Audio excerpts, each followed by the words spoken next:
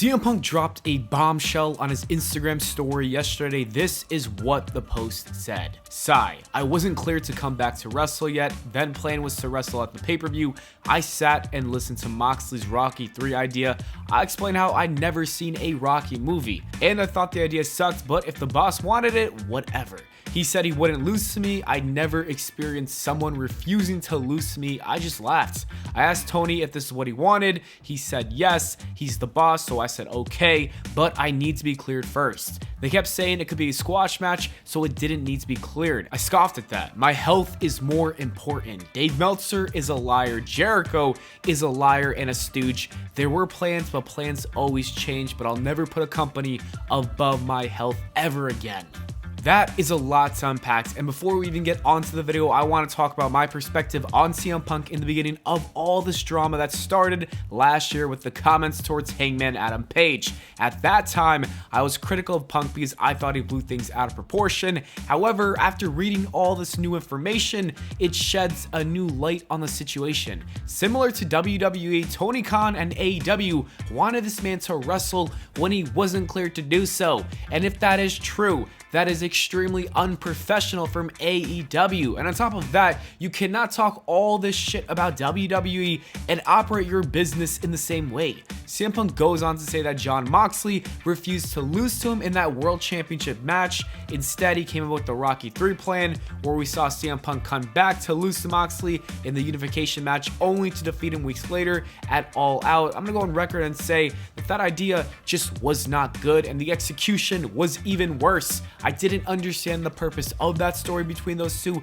but now CM Punk's released the truth about the situation. With Moxley refusing to lose and CM Punk not being cleared to wrestle, they came up with this horrendous idea and actually went through with it. So now you've got a stupid storyline. You've got a CM Punk that's not even cleared to wrestle, that you're forced into wrestle, and the justification is that it's just a squash match. That is just irresponsible. It even sounds like CM Punk almost didn't show up, but he decided to do business for Tony Khan at the last second. If all this is true and CM Punk wasn't cleared, then shame on the AEW team for putting him in that match. Like I said, you don't talk all this shit about WWE only to do the same thing. It makes you look like a complete fool and a liar. CM Punk ended his IG post by saying Dave Meltzer is a liar, and it's no secret that Meltzer has been reporting a bunch of nonsense his entire career. The man either has the worst sources or he's just making up his stuff half the time. Chris Jericho, on the other hand, has publicly stated a ton of different comments about CM Punk. He called him a locker room cancer and promised that he wouldn't be back in AEW, and I can totally see why CM Punk is fed up with all the lies provided by Dave Meltzer, all the bullshit by Chris Jericho. Like, do you really expect this man to just sit around while these people are actively slandering his name? I don't think so.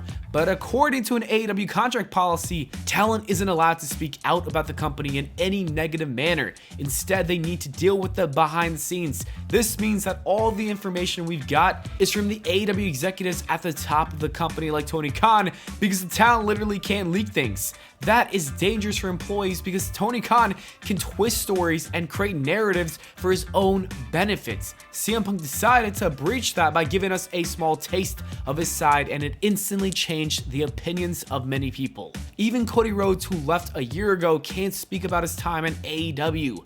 Rumors say that there's a lot more to his story, but we'll never know. To sum up this video, CM Punk had some meetings with Tony Khan about either getting out of his contract or coming back to AEW.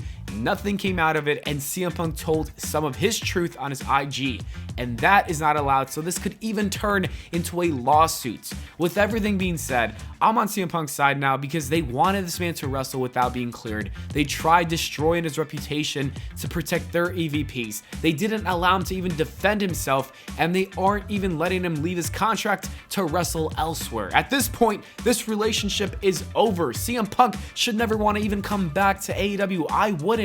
I'm happy that he did come out and provide fans with this truth despite any legal issues that may follow. He didn't allow them to silence his voice, and he shouldn't. He is the voice of the voiceless for a reason.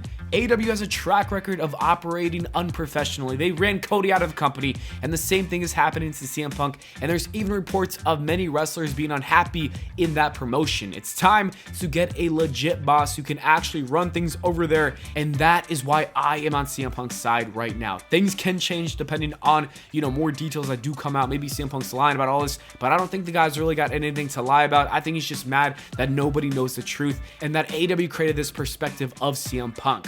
But who knows? Some people even think that this could all be an elaborate work. I doubt it, but it's possible. If that is the case, I don't think it's wise to ruin your company's reputation. This is just a whole mess. I don't think it's a work. Tony Khan, my advice is to just get him out of his contract and move on from this drama for good. Anyways, that is it for the video, guys. Let me know your thoughts on CM Punk in the comments below, and I'll see you all in the next video.